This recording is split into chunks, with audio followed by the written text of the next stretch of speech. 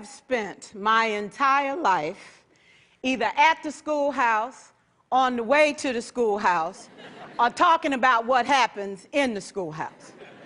Both my parents were educators. My maternal grandparents were educators. And for the past 40 years, I've done the same thing.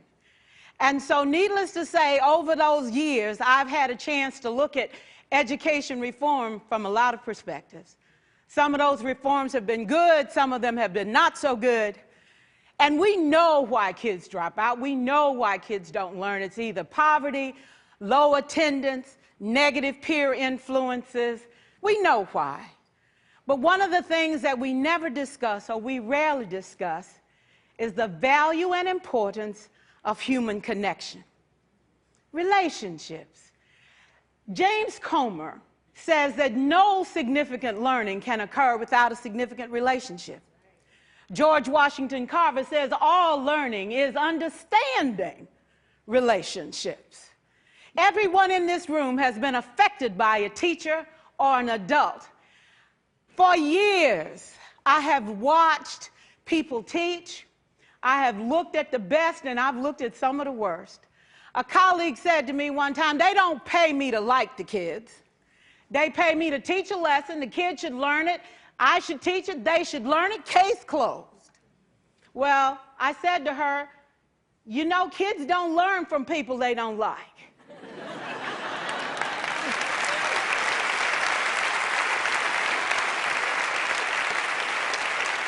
She said, that's just a bunch of hooey. And I said to her, well, your year is going to be long and arduous, dear. Needless to say, it was. Some people think that you can either have it in you to build a relationship or you don't. I think Stephen Covey had the right idea. He said you ought to just throw in a few simple things, like seeking first to understand as opposed to being understood. Simple things like apologizing. You ever thought about that? Tell a kid you're sorry, they're in shock. I taught a lesson once on ratios. I'm not real good with math, but I was working on it. And I got back and looked at that teacher edition. I taught the whole lesson wrong. So I came back to class the next day and I said, look, guys, I need to apologize. I taught the whole lesson wrong. I'm so sorry. They said, that's okay, Miss Pearson. You were so excited. We just let you go.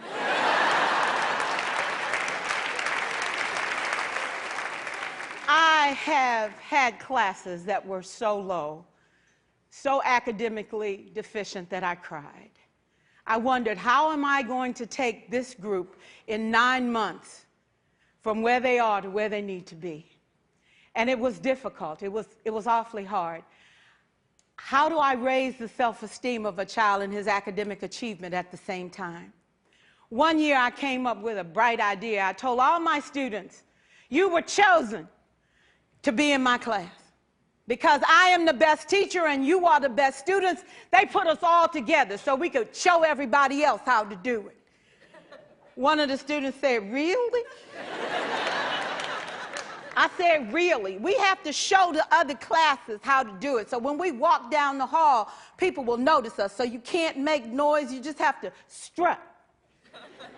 And I gave him a saying to say, I am somebody. I was somebody when I came. I'll be a better somebody when I leave. I am powerful and I am strong. I deserve the education that I get here. I have things to do, people to impress, and places to go. And they said, yeah. You say it long enough, it starts to be a part of you. And so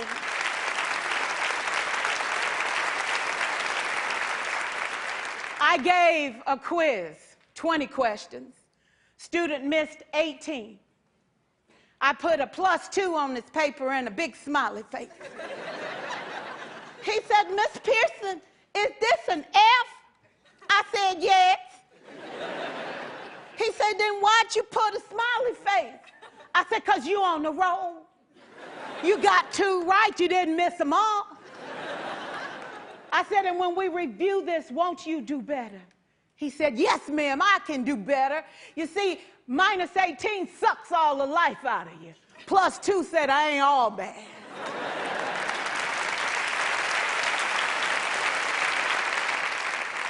4 years, I watched my mother take the time at recess to review, go on home visits in the afternoon, buy combs and brushes and peanut butter and crackers to put in her desk drawer for kids that needed to eat, and a washcloth and some soap for the kids who didn't smell so good. See, it's hard to teach kids who stink.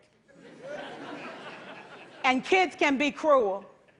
And so she kept those things in her desk, and years later, after she retired, I watched some of those same kids come through and say to her, you know, Miss Walker, you made a difference in my life. You made it work for me. You made me feel like I was somebody when I knew at the bottom I wasn't.